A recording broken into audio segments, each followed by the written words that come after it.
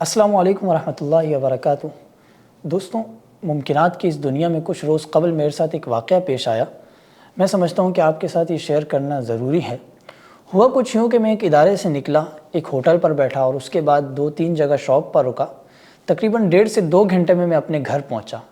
گھر پہنچنے کے بعد سب سے پہلے معمول کے مطابق میرا ہاتھ جیب کی طرف بڑھا۔ میں نے سوچا کہ موبائل نکال کر میسیجز دیکھ لوں، لیکن اگلے ہی لمحے مجھے احساس ہوا کہ میری جیب میں موبائل نہیں ہے۔ جب میں نے اچھی طرح جیبوں کو چھان لیا، بائک کو چیک کر لیا، تو واقعی مجھے یقین ہو گیا کہ میں اپنا موبائل کہیں بھول آیا ہوں یا میری جیب سے موبائل کھو گیا ہے۔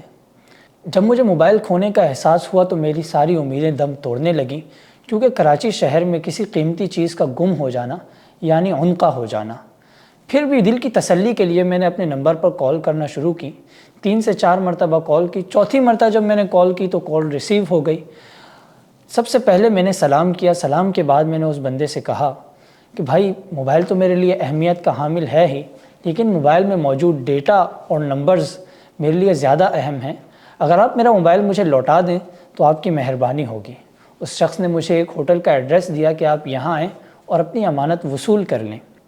اب میں نے نہ آؤ دیکھا نہ تاؤ دیکھا، اپنی بائک پر بیٹھا اور سیدھا ہوٹل کی طرف روانہ ہو گیا۔ اب راستے میں میرے ذہن میں عجیب و غریب خیالات آنے لگے کہ نہ جانے موبائل کے چکر میں مزید جانی یا مالی نقصان نہ اٹھا لوں، یا وہ موبائل جو واپسی کرنے کے لیے بیٹھا ہے وہ کس نیت سے، کس غرض سے میرا بیٹھا وہاں انتظار کر رہا ہے، اور وہ مجھے موبائل واپس دے گا بھی یا نہیں دے گا۔ خیر، اسی کنفیوژن میں ہوٹل پر پہنچ گیا۔ جب میں ہوٹل پر پہنچا تو میں نے دیکھا کہ وہ ایک مدرسے کا طالب علم تھا۔ میرے سلام کا جواب دینے کے بعد وہ مجھ پر تھوڑا سا غصہ ہوا کہ یار، پچھلے 1 گھنٹے سے بیٹھا میں آپ کا انتظار کر رہا ہوں، مجھ سے میری کلاس بھی مس ہو گئی۔ اب اس نے مجھ سے چائے کا پوچھا تو میں نے انکار کر دیا۔ پھر اس نے میرا شکریہ ادا کیا کہ شکر ہے آپ آ گئے اور میرے سر سے یہ بوجھ اتار دیا اپنی امانت واپس لے کر۔ میرے اندر کا خوف، اندر کی کیفیت شرمندگی میں بدلنے لگی، کیونکہ چائے کا بھی مجھے پوچھنا چاہیے تھا اور شکریہ بھی مجھے ادا کرنا چاہیے تھا۔ میں نے اس سے کہا کہ شکر ہے یار، موبائل آپ کو ملا، آپ جیسے بھلے انسان کو ملا اور آپ نے مجھے لوٹا دیا، وگرنہ کسی اور ہاتھ میں لگ جاتا تو نہ جانے مجھے کس قسم کا نقصان اٹھانا پڑتا۔ لیکن اگلی بات جو اس نے مجھ سے کہی اس سے میں بہت متاثر ہوا۔ اس نے مجھے ایک حدیث کا مفہوم سنایا کہ بحیثیت مسلمان ہمیں کسی کی پڑی ہوئی چیز اٹھانی نہیں چاہیے، اور اگر ہم وہ چیز اٹھا لیں تو پھر یہ ہماری ذمہ داری بنتی ہے کہ ہم اس چیز کو اس کے مالک تک پہنچائیں۔ یہ جواب سنتے ہی میں نے اپنا موبائل لیا اور واپس آ گیا۔ واپس آ کر میں نے اپنے فیس بک اکاؤنٹ پر اس کی اس ایمانداری کے حوالے سے 4 سے 5 لائنیں لکھ کر پوسٹ کر دیں۔ کمنٹ باکس میں لوگ اس کی اس ایمانداری کو سراہنے لگے، لیکن کچھ ہی دیر بعد مجھے اپنے کمنٹ باکس سے قوم پرستی اور عصبیت کی بو آنے لگی۔ بہت سے لوگوں نے وہاں یہ لکھنا شروع کر دیا کہ یہ بندہ کراچی شہر کا تھا، کراچی والا تھا، اس لیے آپ کو موبائل آپ کا واپس مل گیا، وگرنہ تو آپ کی جان بھی چلی جاتی، اور اس طرح کے بہت سے کمنٹ مجھے دیکھنے کو ملے۔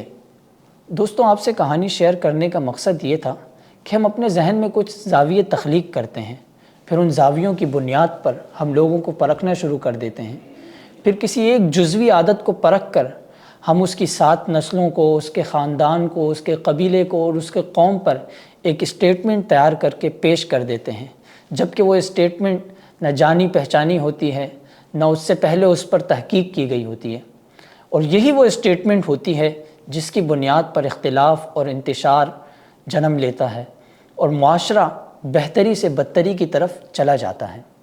اب اگر میں آپ کو حقیقت بتاؤں تو وہ شخص کراچی میں رہتا ضرور تھا، لیکن وہ ایک دینی مدرسے میں تعلیم کی غرض سے آیا ہوا تھا، اور اس سے بھی بڑھ کر یہ کہ اسے ٹھیک سے اردو بھی نہیں بولنا آتی تھی، لیکن ہم سب نے اسے کراچی کا رہائشی بتا دیا۔